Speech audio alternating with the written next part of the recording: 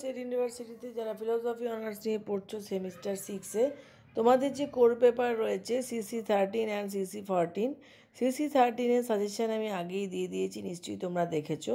আজকে CC14 নিয়ে আলোচনা করব। CC14-এ দেখো রয়েছে যে তোমাদের কন্টেম্পোরারি ইন্ডিয়ান ফিলোসফি।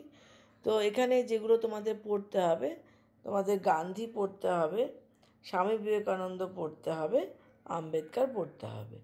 তো প্রথমেই দেখো রয়েছে সর্বদা শব্দটির অর্থ কী, গান্ধীজিকে অনুসরণ করে সর্বদার প্রত্যয়টি ব্যাখ্যা ও বিচার করো। তো এখানে এই যে তোমার সর্বদায় কথাটা রয়েছে, এই সর্বদায় যদি থাকে কোশ্চেনে, হয়তো কোশ্চেন একটু এপাশ ওপাশ থাকতে পারে। তো সর্বদায় যখনই দেখবে কোনো কোশ্চেনে রয়েছে তখন মোটামুটি এর কাছাকাছি যদি থাকে তাহলে অ্যান্সার একই হবে।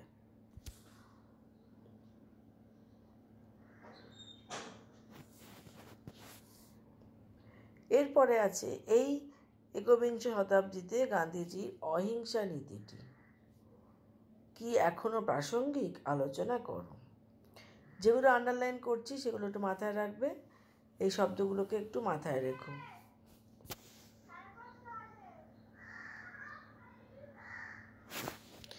নেক্সট দেখো রয়েছে গান্ধীজির অহিংসা নীতির বিভিন্ন দিকগুলি আলোচনা করো।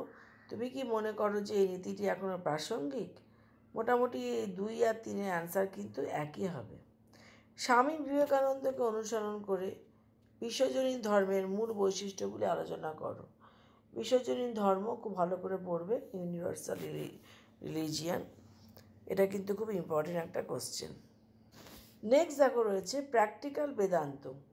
এই যে প্র্যাকটিক্যাল বেদান্ত বা ব্যবহারিক বেদান্ত, তো প্র্যাকটিক্যাল বেদান্ত এর প্র্যাকটিক্যাল শব্দটিকে বিবেকানন্দ কী কী অর্থে গ্রহণ করেছেন তা আলোচনা করো।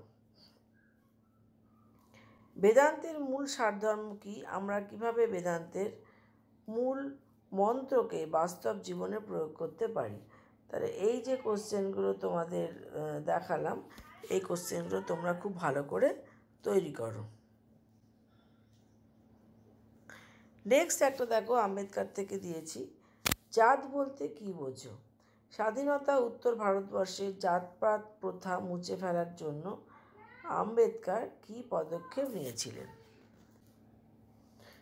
এখন দেখো 5 মার্কসের যে কোশ্চেনগুলো রয়েছে, 5 মার্কসের থেকে কিছু কোশ্চেন দিয়েছি। প্রথমে দেখো দিয়েছি অছি ব্যবস্থা বা অছিতন্ত্র, এর মূল বৈশিষ্ট্য কী? অহিংসা এবং ঈশ্বরে বিশ্বাস, এই দুটি বিষয় কীভাবে সম্পর্কযুক্ত বলে গান্ধীজি মনে করেন? কর্মযোগের মূল লক্ষ্য কী?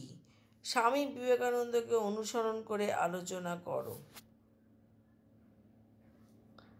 দলিত মুক্তি আন্দোলনে আম্বেদকরের ভূমিকা আলোচনা করো। দলিত আন্দোলন খুব ইম্পর্টেন্ট কোশ্চেন একটা।